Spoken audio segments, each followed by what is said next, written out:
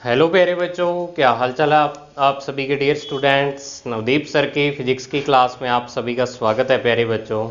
तो अपने जो चल रहा था फिजिक्स का चैप्टर नंबर 7 और आज अपने पार्ट नंबर 10 इसका करने जा रहे हैं। और इस वीडियो की खासियत ये है कि ये वीडियो मैं हिंदी और इंग्लिश मीडियम दोनों के लिए कंबाइन बना रहा हूँ, ठीक है। क्योंकि इसमें क्या है, एक तो छोटा सा टॉपिक है और बाकी क्या है, जो आपकी बुक के एमसीक्यू क्वेश्चन है वो अपने आज करने वाले हैं। पहले थोड़ा सा एक छोटा सा टॉपिक है वो करते हैं। तो तभी मैंने क्या है कि आगे से भी आप ध्यान रखना कि जो भी आपकी वीडियो होगी जिसमें मैं क्वेश्चन डिस्कस करवाऊंगा, चाहे बुक का एमसीक्यू हो, चाहे अति लघुत्रात्मक वेरी शॉर्ट हो, या फिर शॉर्ट हो, या फिर न्यूमेरिकल क्वेश्चन हो, आंकिक प्रश्न हो, वो सारे हिंदी और इंग्लिश मीडियम की मैं कंबाइन वीडियो बनाया करूंगा, ठीक है। क्योंकि उसमें देखो मेहनत काफी लगती है, तो डबल मेहनत हो जाती है, मुझे इतना टाइम मेरे पास नहीं होता है। तो इस कारण क्या है कि जो आपकी क्वेश्चंस वाली वीडियो है आगे ध्यान रखना, कोई भी चैप्टर आपका चलेगा तो हिंदी और इंग्लिश मीडियम के लिए कंबाइन बनाया करूंगा मैं, ठीक है। तो हाँ, हो सकता है जहां पे मुझे ऐसा लगेगा कि जहां यानी मान लो कोई थ्योरेटिकल ही सारा पोर्शन आ गया, तो वहां अलग अलग बना दूंगा मैं, उसकी टेंशन मत लो। लेकिन जहां सॉल्व करने वाला यानी न्यूमेरिकल वाला काम ज्यादा होगा, जहां पे अपने को कैलकुलेशन वाला काम ज्यादा होगा, वो वीडियो कंबाइन बना दी करूंगा। हाँ, थ्योरी में अगर मान लो किसी क्वेश्चंस में है ही थ्योरी, मान लो वेरी शॉर्ट आंसर टाइप में है ही थ्योरी, तो उनकी अलग अलग बना दिया करूंगा, उसके लिए निश्चिंत रहो। तो देखो जो अपना आज का टॉपिक है, इसमें दो टॉपिक अपने करने वाले हैं। पहला जो टॉपिक है वो है धारावाही चालक में चुंबकीय क्षेत्र की दिशा, direction of magnetic field in current carrying conductor. तो वैसे तो ये आप क्या है डायरेक्शन निकालने वाला, और दूसरा टॉपिक है धारावाही वृत्ताकार कुंडली में चुंबकीय क्षेत्र की दिशा, direction of magnetic field in a current carrying circular coil. तो ये वैसे आप पढ़ चुके हो, दोनों के कारण डायरेक्शन निकालनी आप पढ़ चुके हो, लेकिन कुछ चीजें थी जो इसमें टॉपिक में बताई गई हैं। अब इसमें तो क्या है कि जो पहला टॉपिक है इसमें तो आपको प्रैक्टिकली ये चीज शो की गई है कि जो आपने मैग्नेटिक फील्ड की या चुंबकीय क्षेत्र की दिशा डायरेक्शन निकाली थी, उसकी एक्चुअल में यानी अगर उसको देखना हो भी, हाँ डायरेक्शन इसी साइड में होती है, दिशा इसी तरफ होती है, प्रैक्टिकल एक छोटा सा करके दिखाया गया है, ठीक है। तो क्या किया हुआ है इसमें देखो आप कि ये एक सर्किट बनाया हुआ है। सबसे पहले जो पी क्यू है, ये आपके पास धारावाही चालक है, करंट कैरिंग कंडक्टर है, ठीक है। ये कोई वायर भी हो सकती है, तार भी हो सकती है, और कोई रॉड भी हो सकती है, कोई छड़ हो सकती है, ठीक है। अभी मैग्नेटिक रॉड आपने यहाँ पे लगा दी, छड़ लगा दी, जो पी क्यू है, कुछ भी हो सकता है। इसके दोनों सिरे हैं, दोनों एंड्स हैं, उनको एक बैटरी और एक कुंजी यानी की के साथ कनेक्ट कर दिया। की में जब आपने डॉट लगाते हैं कुंजी में, तो इसमें धारा प्रवाहित होने लग जाती है, करंट फ्लो होने लग जाता है, ठीक है। तो अपने यहां पर क्या किया कि एक कार्डबोर्ड लिया, कार्डबोर्ड मतलब गत्ता, ठीक है, हिंदी में आप गत्ता कह सकते हो। कार्डबोर्ड ले लिया, उस कार्डबोर्ड के ऊपर आपने आयरन का पाउडर डाल दिया, मतलब लोहे का बुरादा, लोहे का बुरादा बिल्कुल बारीक जो होता है वो डाल दिया इसके ऊपर, वैसे ही आपने फैला दिया, ठीक है। अब जब आप इसमें क्या करोगे, करंट फ्लो करवाओगे, तो देखो क्या होगा, यहां पर आपके सामने एक इंसिडेंट होगी। इसमें देखो क्या होगा कि यहां पर जो आपका जो बुरादा आपने डाला हुआ है, पाउडर जो आयरन पाउडर डाला है, उसमें क्या होंगे, कंसेंट्रिक सर्कल्स यानी सह केंद्रीय वृत्त बन जाएंगे, ठीक है। जिनका सेंटर ये पॉइंट होगा जहां से वायर आपकी जा रही है। तो इस कार्डबोर्ड को आप यहाँ पे लगा दोगे, कार्डबोर्ड में से छेद निकाल दिया, होल कर दिया, उसमें से आपका कंडक्टर गया, और उसके चारों तरफ आपने क्या किया, ये पाउडर रख दिया। तो अब जब करंट फ्लो होगा, तो इसमें आप देखोगे कि यहाँ कॉन्सेंट्रिक सर्कल्स बन रहे हैं, ये छोटे छोटे सकेंद्रीय वृत्त बन रहे हैं। तो अब आपको वैसे पता भी है क्या कि अगर मान लो किसी जो आपकी वायर है, वायर में जब आपका क्या हो, करंट फ्लो हो रहा हो, मान लो आपके पास करंट कैरिंग वायर है एक इस टाइप से, इसमें आई करंट फ्लो हो रहा है, आई धारा प्रवाहित हो रही है, तो आप क्या करते हो, यहां पर राइट हैंड रूल लगाते हो, अपने दाएं हाथ का नियम, क्या कि अंगूठे को या थंब को ऊपर करंट की डायरेक्शन में, और जो फिंगर्स रोटेट होती है मतलब उंगलियां मुड़ती हैं, वो अपने को मैग्नेटिक फील्ड या चुंबकीय क्षेत्र की दिशा बताती हैं, ठीक है। तो इस टाइप से, तो अब ये भी तो क्या है, जब अपना हाथ रोटेट हो रहा है, मुड़ रहा है, तो ये भी तो एक क्या है, वृत्त की फॉर्म में या सर्कल की फॉर्म में मुड़ रहा है, और यहां पर भी अपने को क्या मिल रहे हैं, सर्कल्स मिल रहे हैं, कंसेंट्रिक सर्कल्स, ठीक है। इनकी जो डायरेक्शन है ऐसे होगी, और यहां पर ऐसे होगी, क्योंकि अगर इसको पकड़ोगे तो ऐसे डायरेक्शन आएगी, ठीक है।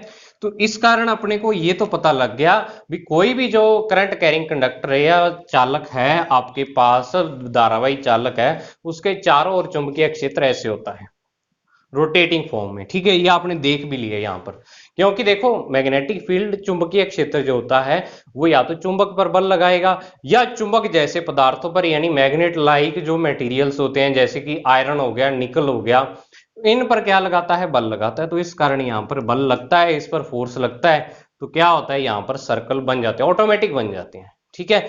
ये वैसे एक्सपेरिमेंट अगर आप करना भी चाहो कर भी सकते हो लैब में, समझ आई बात। तो अब यहां से रिजल्ट क्या निकलता है, रिजल्ट पहले मैं हिंदी में लिखूंगा फिर इंग्लिश में। रिजल्ट हिंदी में लिख रहा हूं पहले कि अतः धारावाही चालक के चारों ओर चुंबकीय क्षेत्र की दिशा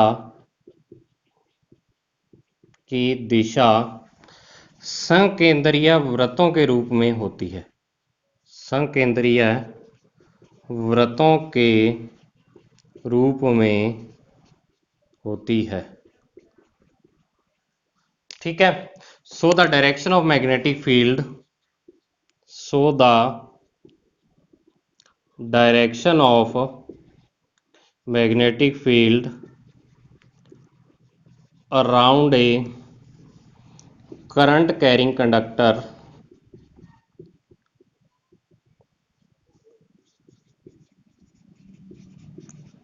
is in the form of concentric circles, ठीक है। इसकी फॉर्म में क्या होती है, डायरेक्शन होती है। पहले अपने एक्सपेरिमेंट से यही रिजल्ट आया अपने पास। इसकी थ्योरी है, थ्योरी में क्या दे रखा है, पहले सर्किट की स्ट्रक्चर दे रखी है, ये सर्किट बनाया किस तरीके से है, फिर इसके बारे में बता रखा है भी डायरेक्शन ऐसी होती है, बस इतनी चीज दिया।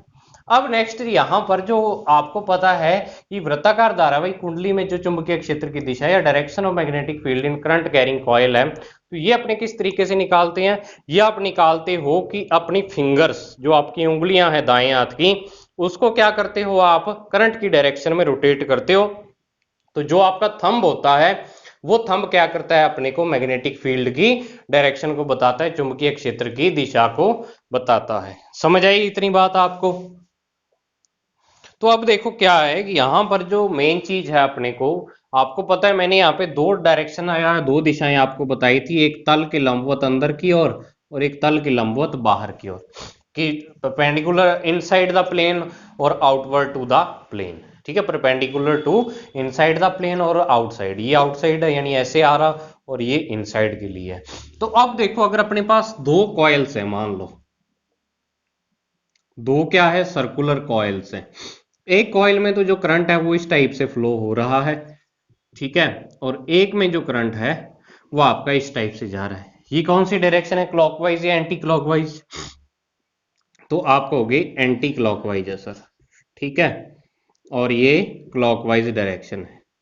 समझ आई बात, हिंदी मीडियम वालों को भी इतना तो पता ही होगा क्लॉकवाइज एंटी क्लॉकवाइज।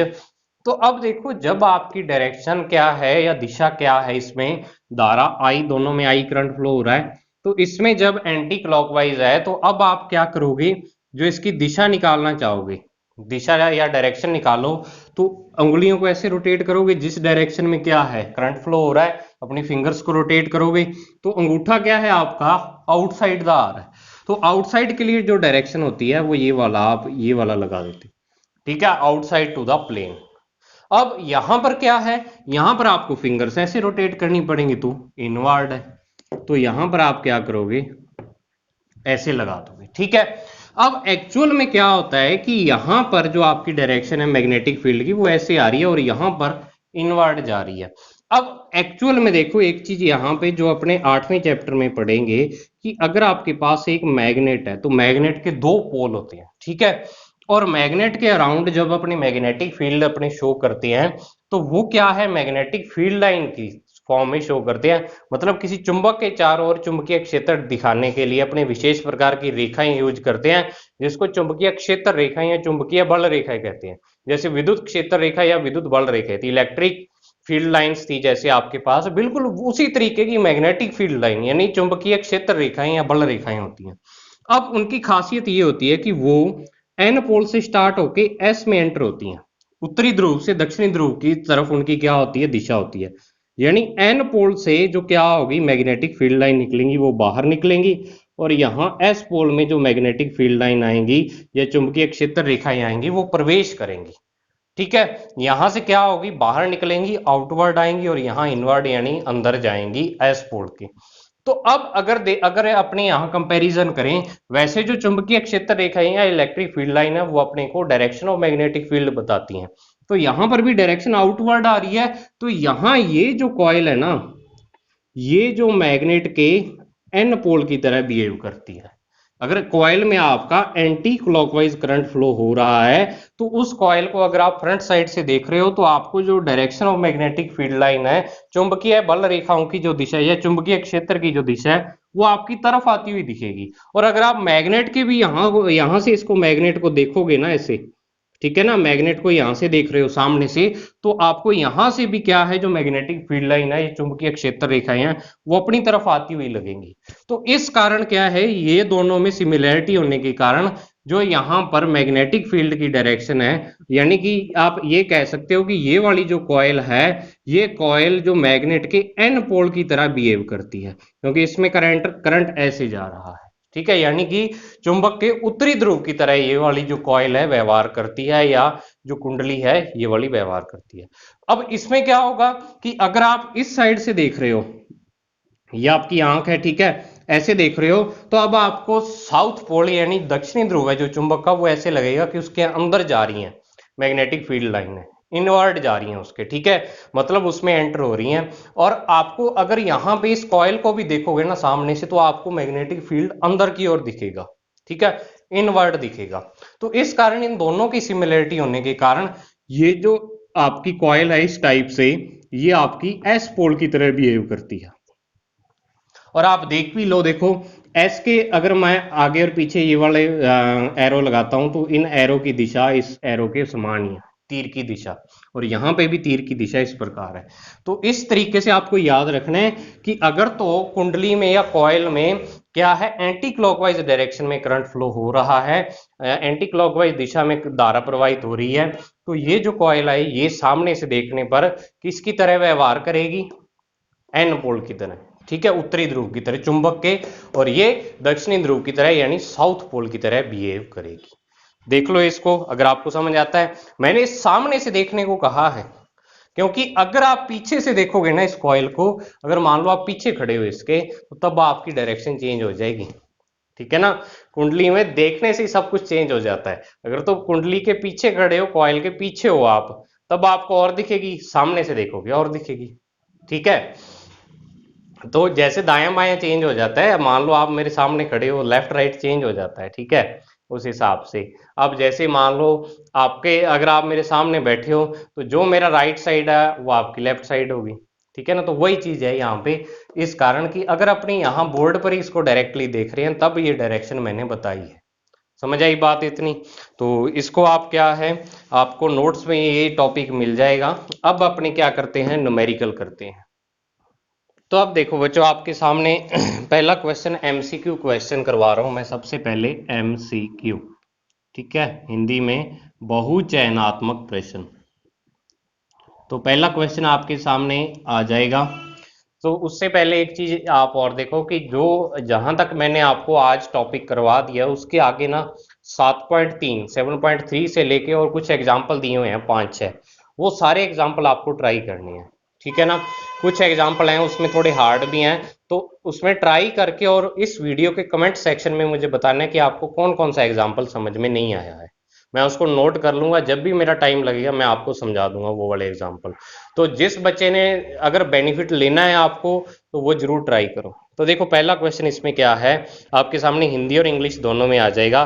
सबसे पहले मैं हिंदी में पढ़ता हूँ पहला क्वेश्चन, कि कोई आवेशित कण जो एक समान चाल से गति कर रहा है उत्पन्न करता है, यानी कि जो English medium, A charge in uniform motion produces, क्या प्रोड्यूस करता है, जो आपके पास आवेशित कण है, अगर एक समान चाल से या यूनिफॉर्म स्पीड से वो जा रहा हो, यूनिफॉर्म मोशन कर रहा हो। पहले नंबर पर केवल विद्युत क्षेत्र, ओनली इलेक्ट्रिक फील्ड। दूसरा ऑप्शन है केवल चुंबकीय क्षेत्र, ओनली मैग्नेटिक फील्ड। तीसरा है चुंबकीय क्षेत्र और विद्युत क्षेत्र दोनों, विद्युत क्षेत्र और चुंबकीय क्षेत्र दोनों, both electric and magnetic field. और चौथा है EM waves along with electric and magnetic field, यानी कि विद्युत व चुंबकीय क्षेत्र के साथ विद्युत चुंबकीय तरंगे। ठीक है, तो अब आपको मैंने बताया ही था, जिस चैप्टर के स्टार्टिंग में बताया था, पहला जो वीडियो थी, कि जो आपका क्या है, अगर कोई चार्ज मोशन में है, गति कर रहा है, तो वो क्या है, चुंबकीय क्षेत्र और विद्युत क्षेत्र दोनों को उत्पन्न करता है, यानी मैग्नेटिक फील्ड और इलेक्ट्रिक फील्ड बोथ को क्या करता है, प्रोड्यूस करता है वो। तो इसका आंसर हो जाएगा आपके पास सी।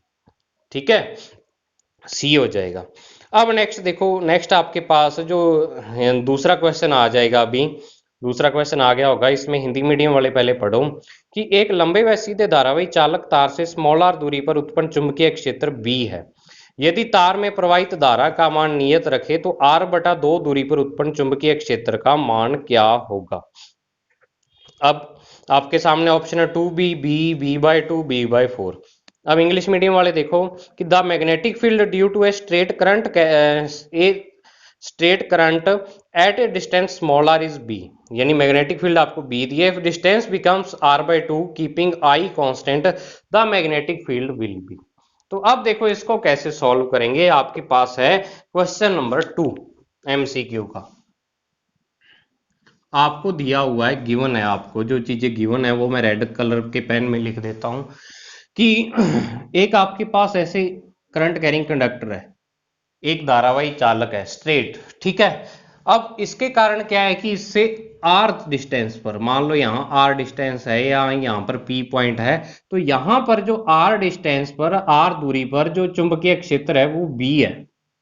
कितना दिया हुआ है, बी है।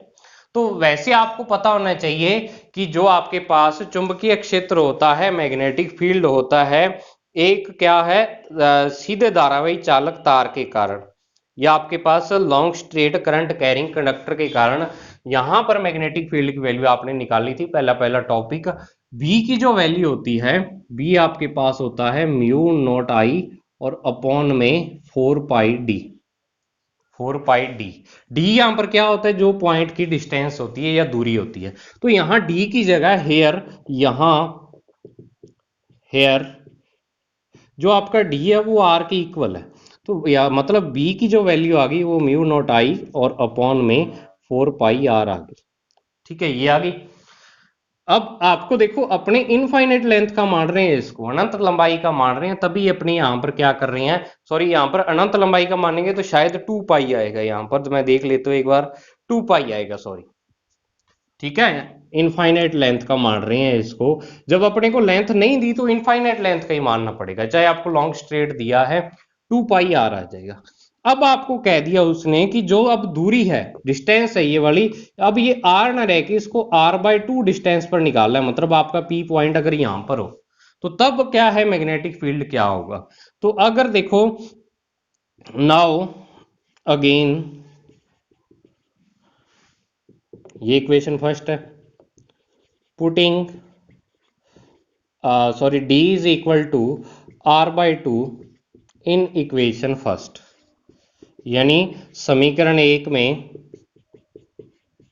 d बराबर r/2 रखने पर, ठीक है, तो इसमें d is equal to r/2 रख दो, तो b डैश जो होगा, b डैश मान लो, क्योंकि अब चेंज हो जाएगा, डिस्टेंस चेंज कर दिया आपने, तो म्यू नॉट आई और अपॉन में क्या आ जाएगा, 2πr/2 आ जाएगा। तो अब 2 ऊपर चला जाएगा, तो 2 म्यू नॉट आई और अपॉन में 2πr। और अब आपको पता है कि ये जो mu not I upon 2πr है, इसकी वैल्यू आपके पास ये b है, ठीक है ना, b है, तो b dash is equal to आपका आ जाएगा 2b, यानी अब आपका जो मैग्नेटिक फील्ड है 2 टाइम्स, यानी 2 गुना हो जाएगा जो चुंबकीय क्षेत्र नया होगा आपका।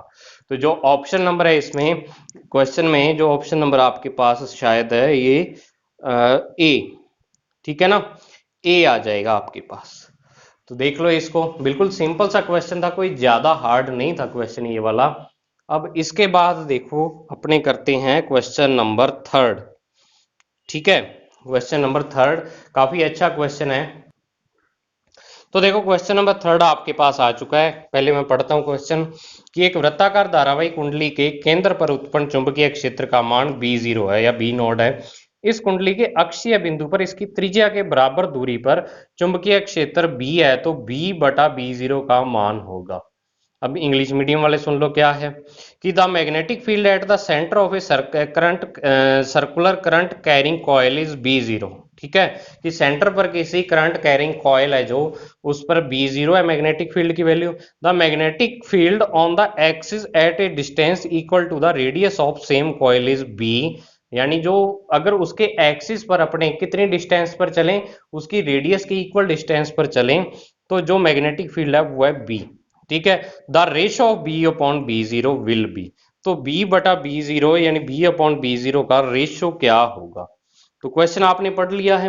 अब क्वेश्चन को देखो, सबसे पहले आपको जो गिवन है, यहां पर गिवन है कि जो सेंटर पर है यानी केंद्र पर चुंबकीय क्षेत्र, चुंबकीय क्षेत्र magnetic field at the centre, वो आपको गिवन है B0। ठीक है, और आपको पता है करंट कैरिंग सर्कुलर कॉइल में अपने दो ही तो पॉइंट पड़े थे, एक सेंटर पर मैग्नेटिक फील्ड निकाला था और एक अपने मैग्नेटिक फील्ड कहां पर निकाला था, उसके अक्ष पर या एक्सिस पर। तो अपने सेंटर पर जो निकाला था वो आया था म्यू नॉट NI और अपॉन में 2R, ये सेंटर पर था। तो B0 की वैल्यू तो पता लग गई। अब आपको कहा है कि उसके अक्ष पर यानी on the axis, on the axis, अब उसके अक्ष पर कितनी डिस्टेंस पर जो आपको दूरी या डिस्टेंस गिवन है वो आपको कितनी गिवन है, उसकी रेडियस की इक्वल गिवन है, तो वो आपके पास है R। और ये जो डिस्टेंस होती है कि मान लो ये आपके पास कॉइल है, ठीक है, और ये इसके सेंटर से लेके और ये डिस्टेंस है जिस पॉइंट पे आपको मैग्नेटिक फील्ड या चुंबकीय क्षेत्र निकाला, तो आप इसको x मानते थे, तो x is equal to r की इक्वल है, तो अपने कहेंगे कि जो यहाँ पे दूरी या डिस्टेंस है वो x is equal to r है। अब आपको पता है कि जो b होता है वो होता है mu naught NI R square upon में 2R square plus x square की पावर 3/2, 3/2। ठीक है, तो अब अपने को b की वैल्यू निकालनी पड़ेगी पहले तो b की वैल्यू निकालेंगे हेयर, यहां अपने पास जो है x is equal to r है आपके पास। समझ आई बात, x आ रहा है तो x की जगह पहले r पुट करो, पहले पूरे को सॉल्व करना पड़ेगा आपको। तो mu naught NI R square और अपॉन में 2R square plus R square की पावर 3/2, 3/2।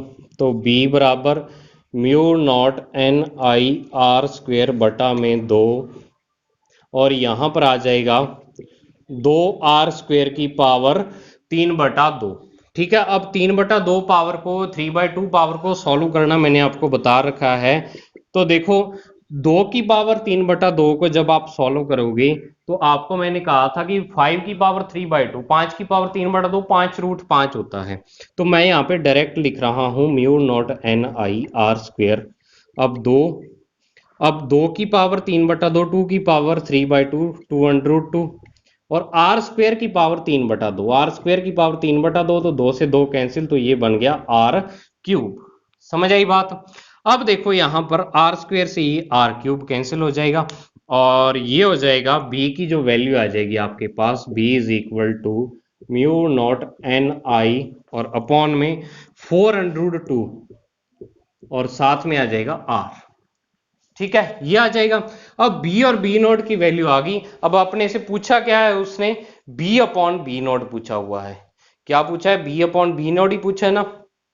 हाँ, B अपॉन B नोट की वैल्यू आपसे पूछी हुई है। तो ये क्वेश्चन इक्वेशन फर्स्ट है, ये इक्वेशन सेकंड है। तो from equation first and second, equation first और सेकंड से B अपॉन B नोट, तो म्यू नॉट NI और अपॉन में 4√2R और अपॉन में देखो क्या आ जाएगा, B not, mu naught NI और अपॉन में 2R।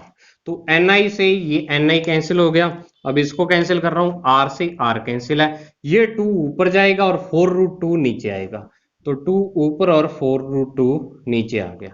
ठीक है, तो आप कैंसिल करोगे तो 2 से 4 कैंसिल, 2 आ गया, तो B ratio B naught is equal to 1 ratio 2√2। ये आपके पास क्या आ गया बच्चों, आंसर आ गया, या 1/2√2 इसको कह सकते हो। तो बिल्कुल सिंपल था, कोई ज्यादा मुश्किल नहीं है। वैसे आपको क्या है, क्वेश्चन को समझने की जरूरत होती है, इस क्वेश्चन में क्या गिवन है, क्या पूछा हुआ है। ठीक है। तभी अब देखो मुझे ये चीज बताओ कि इसमें थ्योरी कितनी यूज हुई है, इतनी यूज हुई है स्टार्टिंग में। इस कारण में क्या है कि थ्योरी कम यूज होने के कारण जो आपका ये कैलकुलेशन है ये तो मुझे सेम करवानी पड़ती है हिंदी मीडियम को भी और इंग्लिश मीडियम को भी, तो इस कारण मैंने ये वीडियो कंबाइन बनाई है। ठीक है। अब फोर्थ क्वेश्चन है वो थियोरटिकल क्वेश्चन है, आपके पास आ जाएगा। फोर्थ क्वेश्चन देखो क्या पूछा है कि हेल्महोल्ट्ज कुंडलियों का उपयोग किया जाता है। तो बिल्कुल सिंपल सा क्वेश्चन है, इतना सिंपल कि हेल्महोल्ट्ज कॉइल्स आर यूज्ड, किसके लिए यूज करते हैं। तो आपको देखने से पता लग रहा होगा पहला ऑप्शन, एक समान चुंबकीय क्षेत्र उत्पन्न करने के लिए, to produce uniform magnetic field, a option है जो। ठीक है, बिल्कुल सिंपल सा क्वेश्चन है। अब फिफ्थ क्वेश्चन देखो, फिफ्थ क्वेश्चन आपके सामने अभी आ जाएगा। तो फिफ्थ क्वेश्चन थोड़ा सा क्या है, समझने वाला क्वेश्चन है इसमें भी कुछ नहीं, बिल्कुल सिंपल सा क्वेश्चन है। वैसे इसमें क्या है समझना है थोड़ा आपको। तो देखो बच्चों फिफ्थ क्वेश्चन का मैंने डायग्राम बना दिया, अब इसको पढ़ते हैं क्या है। एक बार ये डायग्राम छुप गया होगा आपके पास जो बोर्ड वाला है, क्योंकि क्वेश्चन बड़ा है थोड़ा। कि चित्र के अनुसार दो समरूप कुंडलियों में समान विद्युत धारा प्रवाहित हो रही है। ठीक है, दो कुंडलियां आपके पास समान विद्युत धारा, कुंडलियों के केंद्र उभयनिष्ठ तथा तल परस्पर लंबवत हैं।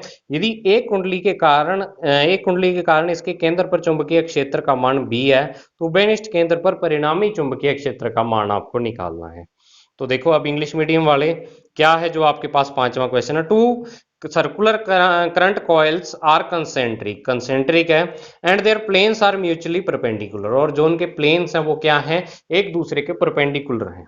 ठीक है, and the magnetic field due to each coil is B, हर एक कॉइल के कारण मैग्नेटिक फील्ड है वो बी है, एज शोन इन फिगर, जो फिगर में शो किया हुआ आपके पास।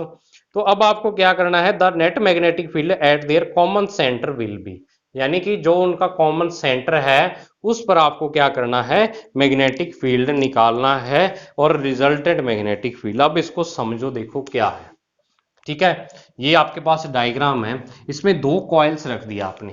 एक कॉइल देखो, एक कॉइल तो आपने ऐसे रखी हुई है, ये जो नीचे वाली है। ठीक है, और एक कॉइल इसके बिल्कुल ऐसे परपेंडिकुलर रखी है, यानी एक कॉइल ऐसे है और दूसरी कॉइल आपकी ऐसे है, बिल्कुल इसके ऐसे परपेंडिकुलर। ठीक है, समझ आई बात। तो अब दोनों का क्या है, दोनों को रखा इस प्रकार से कि दोनों का सेंटर एक ही हो भी, जहां पर इस जो ऊपर वाली कॉइल का सेंटर आ रहा है वहीं इसका सेंटर है, दोनों के सेंटर सेम ही है इस पॉइंट पर ओ पर, और दोनों के कारण जो सेंटर पर है दोनों में सेम करंट फ्लो हो रहा है, और बिल्कुल सेम आपकी कॉइल्स हैं ये वाली। तो क्या है कि जो इसके सेंटर पर मैग्नेटिक फील्ड है, जो एक कॉइल के कारण बी वेक्टर और दूसरी के कारण भी बी वेक्टर है, तो अब इन दोनों का रिजल्टेंट निकालना भी, इस पर दो कॉइल्स हैं दोनों के कारण मैग्नेटिक फील्ड लग रहा है, तो अब उसका रिजल्टेंट मैग्नेटिक फील्ड आपको निकालना है। तो मैग्नेटिक फील्ड की सबसे पहले डायरेक्शन देखनी पड़ेगी भी। अब आपको दो डायरेक्शन ऑलरेडी दे चुके हैं, अगर नहीं भी दी होती तो निकालनी पड़ती। ठीक है, तो कॉइल के कारण जब भी मैग्नेटिक फील्ड की डायरेक्शन आपको निकालनी है, तो अब आपको ऐसे पता लगाना पड़ेगा भी ये बी वेक्टर किसके कारण है, ये किसके कारण है। तो अब देखो कॉइल आपकी ऐसे पड़ी है और उसमें करंट है वो ऐसे फ्लो हो रहा है ऐसे। ठीक है, तो अब आपको फिंगर्स को ऐसे रोटेट करना पड़ेगा, उंगलियों को घुमाना पड़ेगा। तो जो इसमें करंट की डायरेक्शन है, धारा की दिशा है वो ऊपर की ओर, सॉरी मैग्नेटिक फील्ड की जो दिशा है चुंबकीय क्षेत्र की वो ऊपर की ओर होगी। यानी ये वाला जो अगर मैं इसको फर्स्ट कॉइल मान लूं, पहली कॉइल मान लूं, तो ये जो मैग्नेटिक फील्ड है ये पहली कॉइल के कारण है, और ये मैग्नेटिक फील्ड आपकी ऐसे पड़ी है कॉइल, ये कॉइल का फ्रंट साइड है यानी कुंडली का आगे वाला भाग है, और ये पीछे वाला बैक साइड है इसकी।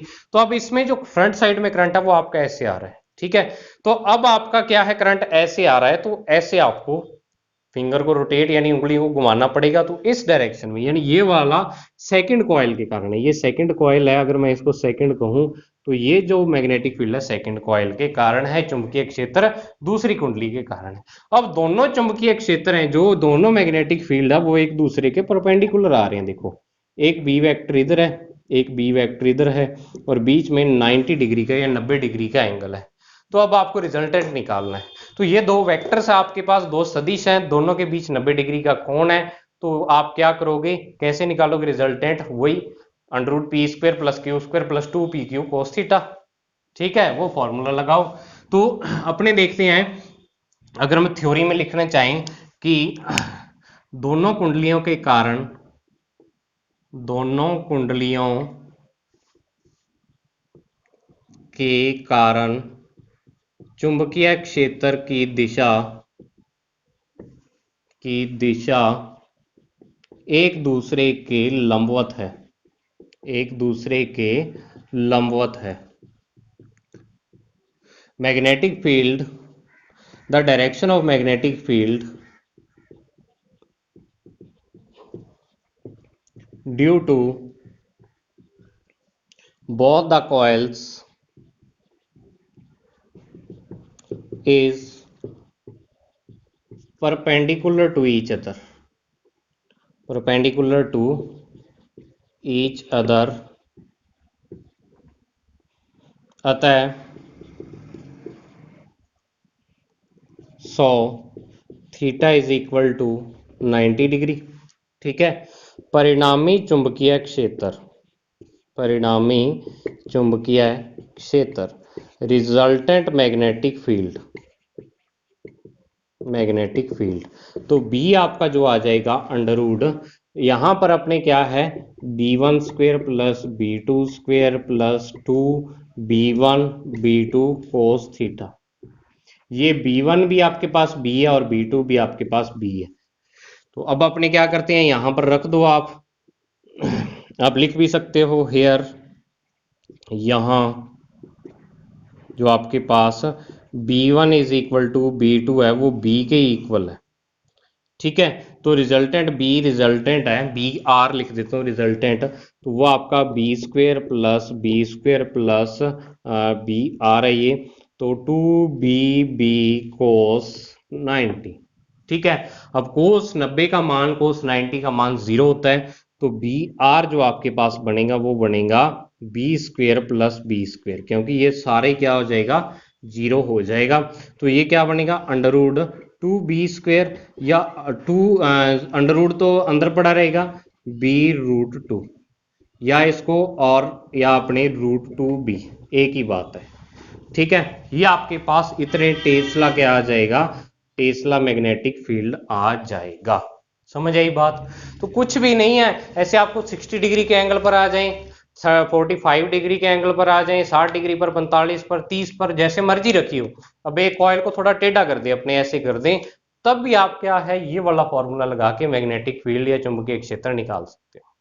तो ये बच्चों थे आपके आज के क्वेश्चन, इसको देख लो आप। मैंने क्या है कि बोर्ड पर थोड़ा सा शॉर्ट में करवा देता हूँ क्वेश्चन, पूरी थ्योरी लिखने लग जाए तो क्लास बहुत लंबी हो जाएगी। ठीक है, तो तभी थोड़ा शॉर्ट में करवाता हूँ, बस आपको समझ आने से मतलब होना चाहिए।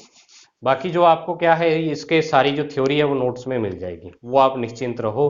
तो ये आपके पास बच्चों आज के हैं क्वेश्चंस। ठीक है, बाकी अपने नेक्स्ट वीडियो में करते हैं। अब जो क्वेश्चंस वाली अगर थ्योरेटिकल, जिसमें मुझे लगा कि इंग्लिश मीडियम वालों को हिंदी के साथ नहीं समझ आएगा, उस वीडियो में मैं क्या है वो दोनों वीडियो अलग अलग कर दूंगा। बाकी अगर मान लो न्यूमेरिकल क्वेश्चन लास्ट वाले हैं तो वो कंबाइन ही करवा दूंगा, क्योंकि जिसमें कैलकुलेशन ज्यादा है थ्योरी की कंपैरिजन में, तो वहां दोनों के लिए कंबाइन चल सकता है। तो आप भी थोड़ा एडजस्ट करो, हेल्प करो, आपके लिए अलग अलग ऐसे वीडियो बना के फिर मेरी मेहनत बहुत ज्यादा लगती है बच्चों। ठीक है, तो मिलते हैं अपने नेक्स्ट वीडियो में, तब तक के लिए thank you, have a nice day dear student.